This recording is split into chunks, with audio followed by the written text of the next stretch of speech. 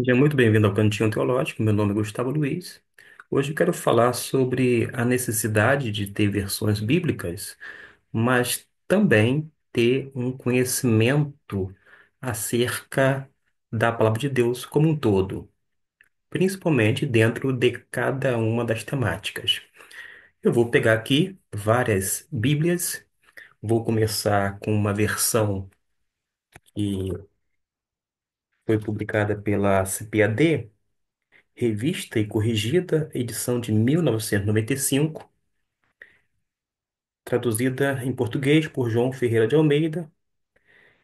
E vamos então fazer apenas a leitura de um versículo e comparar com as outras versões para ver como é que vai ficar o nosso entendimento, se prejudicado ou não.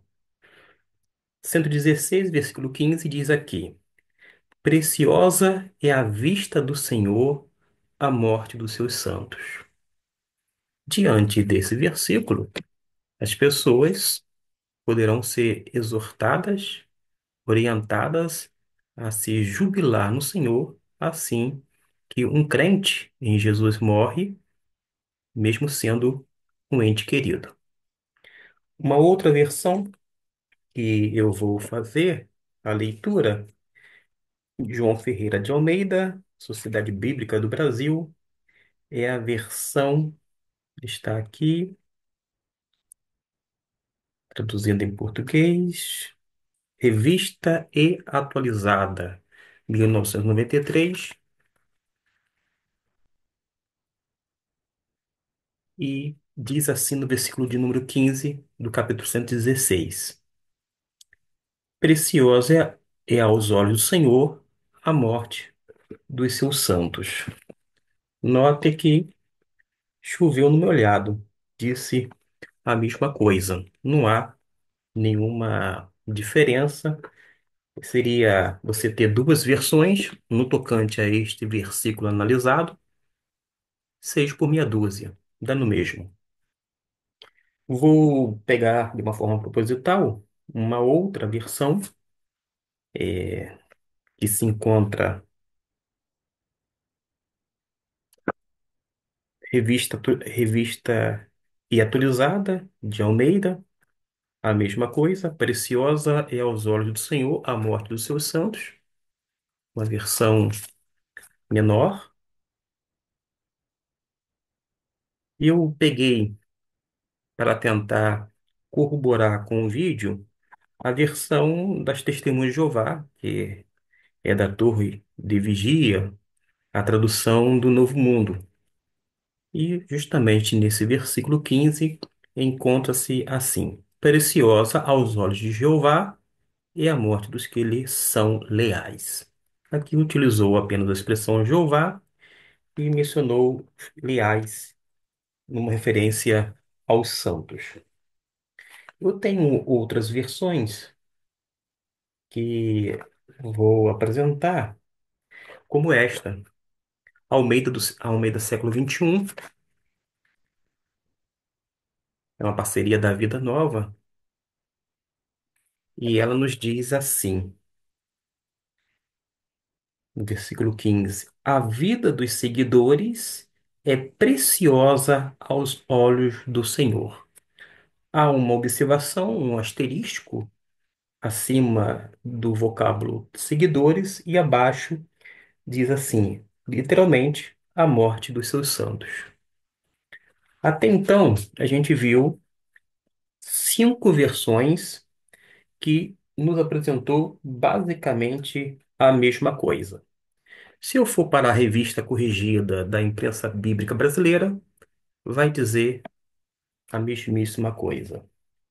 Quando a gente vai agora para a versão Nova Bíblia Viva da Mundo Cristão, isso mesmo, da Mundo Cristão, Bíblia Viva, o que que ela nos diz no versículo 15? Para os fiéis, até a morte é bênção e vitória da parte do Senhor. ela faz coro com as demais versões, porém não nos traz ainda nada daquilo que o texto realmente diz e a maneira que nós devemos entender a expressão ou vocábulo, melhor dizendo, preciosa. Preciosa em que sentido? É de acordo com o que nós comumente entendemos? Será que é isto mesmo? Vamos então às outras versões, que são as duas últimas. Deixei de uma forma proposital para o final para mostrar para cada um de vocês que me acompanham. Olha só o que nos diz a versão católica da Bíblia de Jerusalém, no capítulo 116, versículo 15. É custosa aos olhos de Yahvé a morte dos seus fiéis. Aqui foi colocado, e eu falei Yahvé, mas pode se pronunciar, por exemplo, Yahweh, Yahweh, e assim por diante.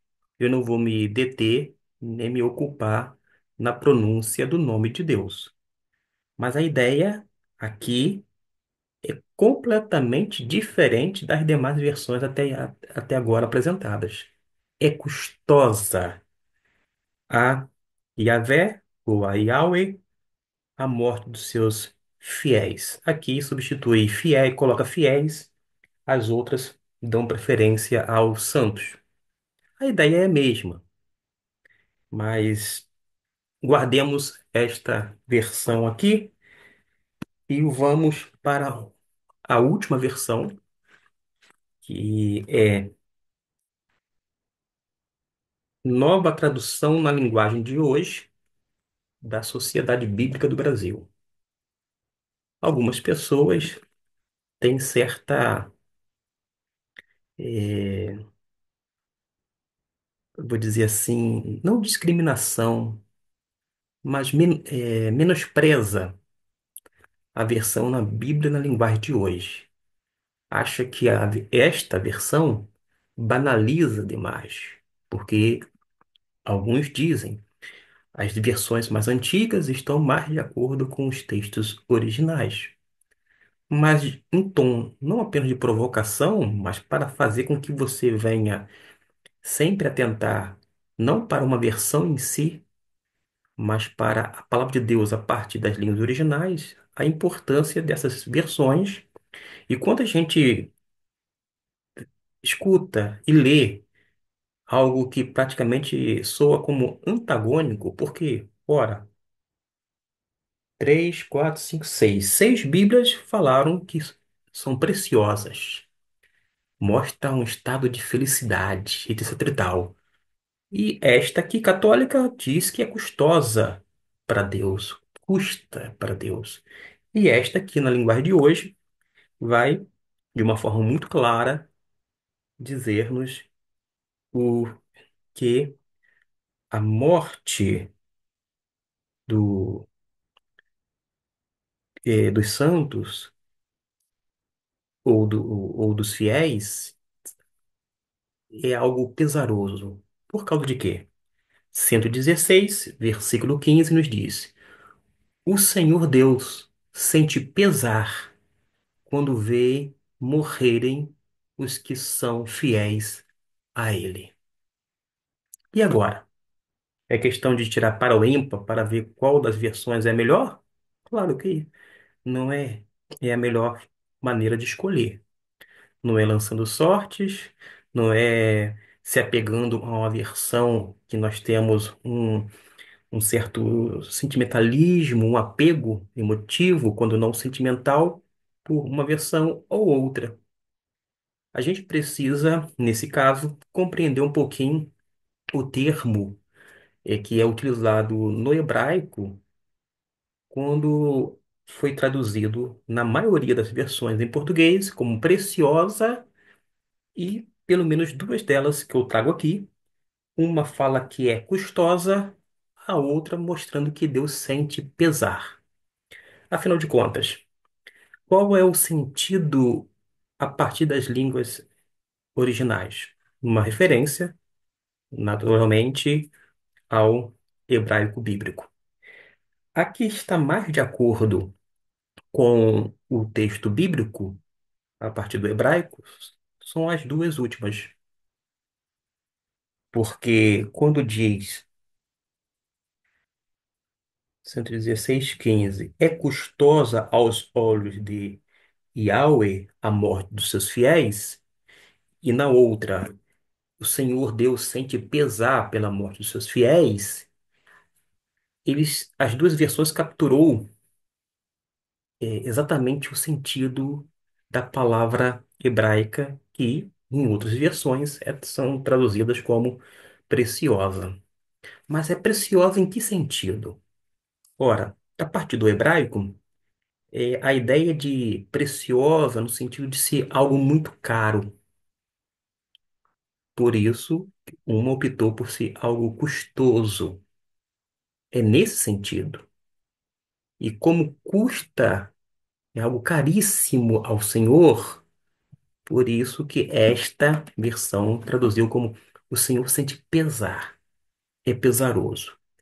Para isto, a gente precisa se reportar ao Antigo Testamento e entender que naquele período que foi concebido o Salmo, o que acontecia com os mortos? De acordo com essa concepção do Antigo Testamento, tanto os justos quanto os injustos morriam e ambos iam para um lugar chamado Sheol.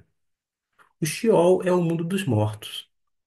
Era localizado nas regiões inferiores da terra.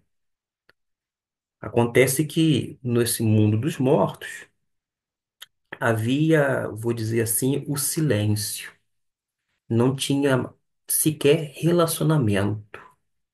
Havia, digamos, esquecimento, tanto para o local dentro do Sheol que estava os justos, quanto o local que era separado dos injustos.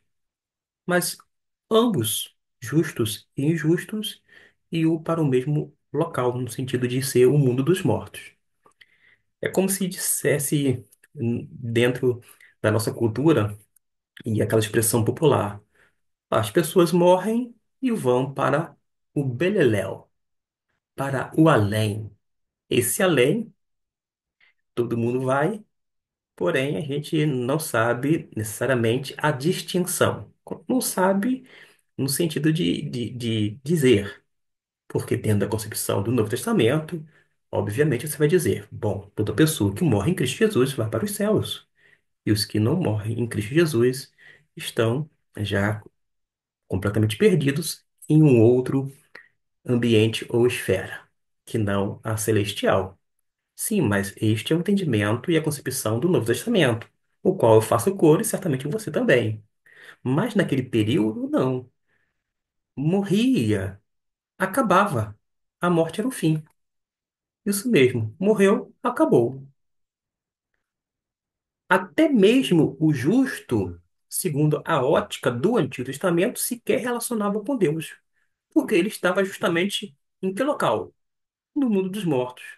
Estava misturado com os injustos ou os ímpios? Não, mas ambos estavam no mundo dos mortos.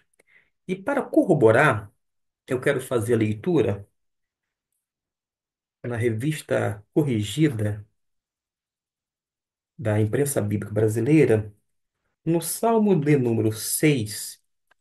Você pode ler em sua versão, fique bem à vontade, só para corroborar com o entendimento e com aquilo que eu estou dizendo. No capítulo 6, versículo 6,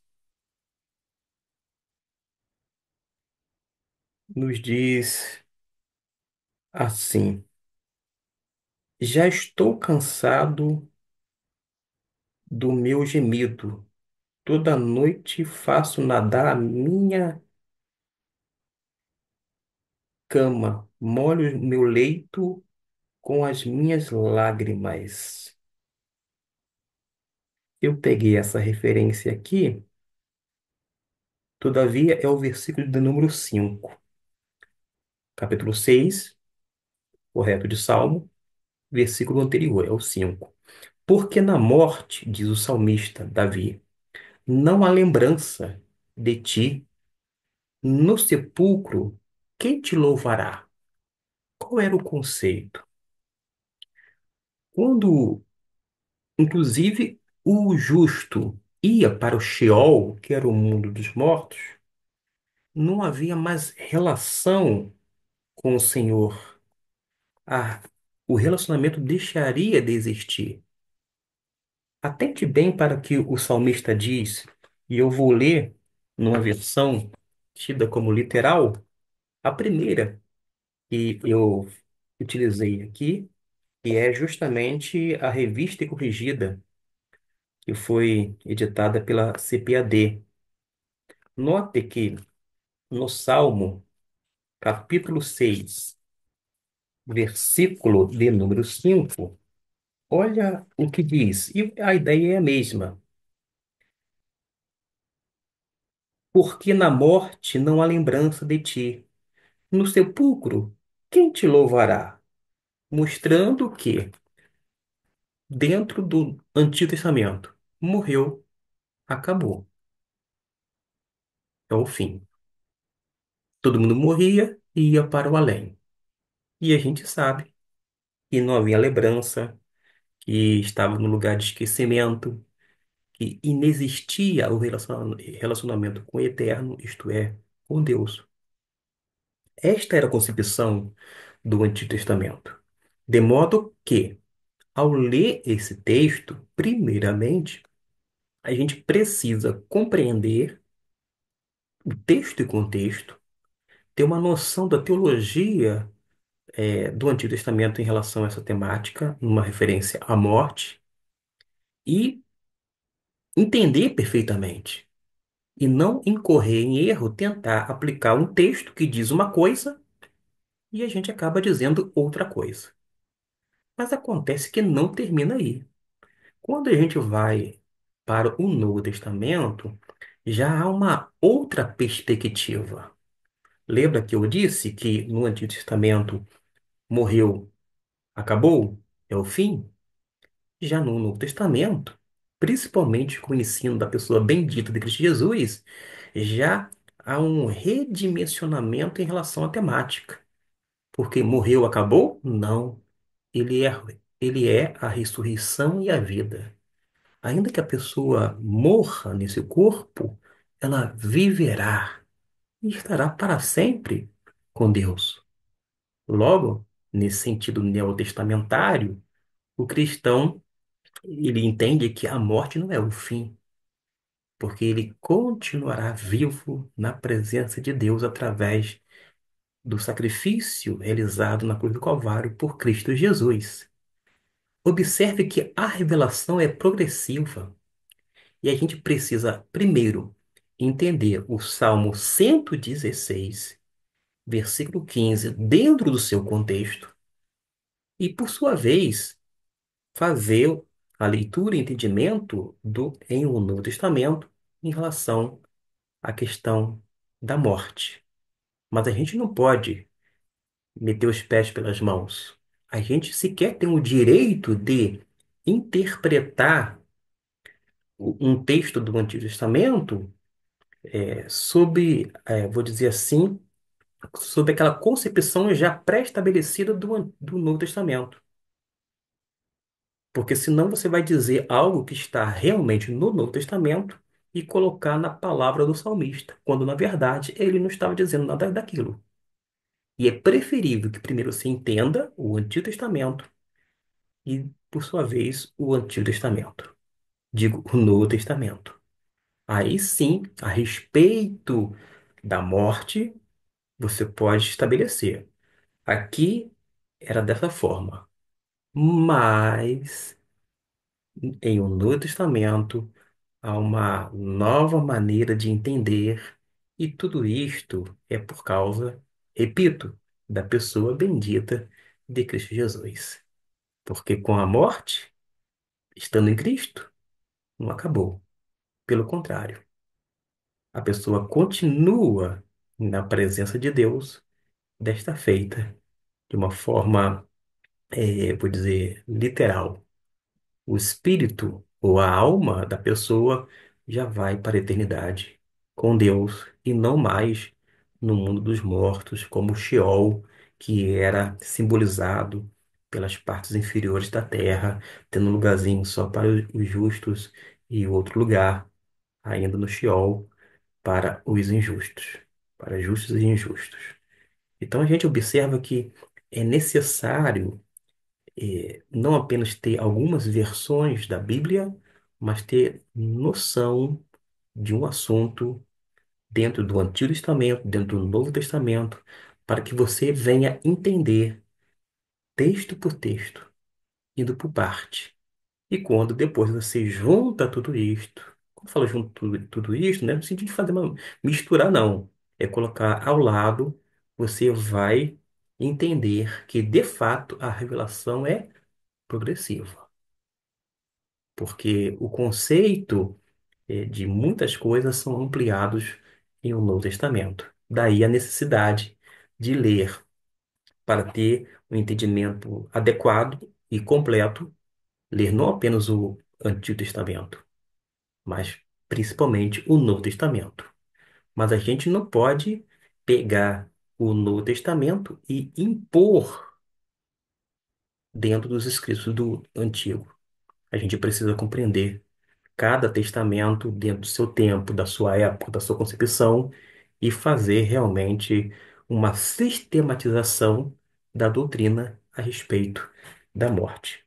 De modo que, quando a gente utiliza Salmo 116 para o crente hoje, mas dizendo tem que ter alegria, etc e tal, não é isto que o texto está dizendo ali, não. A conotação é outra. Agora, naturalmente, que em o Novo Testamento, quando uma pessoa morre no Senhor, nós, como crentes em Jesus, ficamos, vou dizer assim, confortados, porque sabemos onde um ente querido se encontra, na presença de Deus.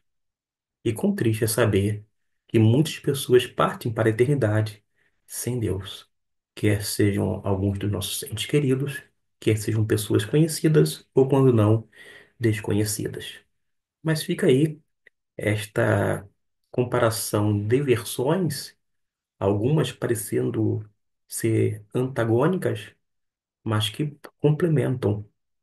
E a ideia de que você precisa ter de preciosa é justamente esta: é de que é algo muito caro, que chega a ser custoso para o Senhor.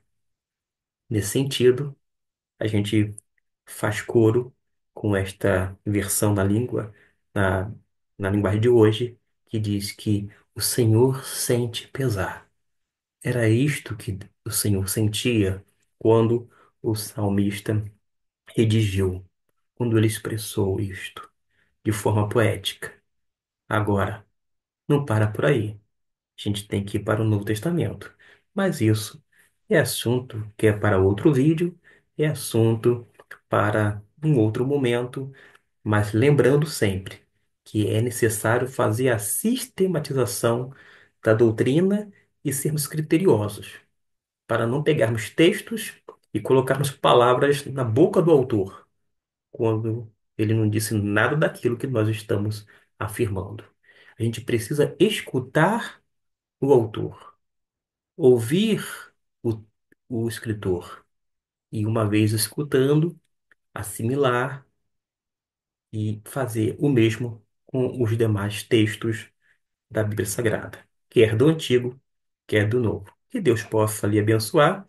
Apresentei estas nuances, mostrando várias versões, e as duas últimas de uma forma proposital, como eu disse, para ver o quão é importante uma versão como a católica, Bíblia de Jerusalém, e até mesmo menosprezada por alguns, a Bíblia na linguagem de hoje.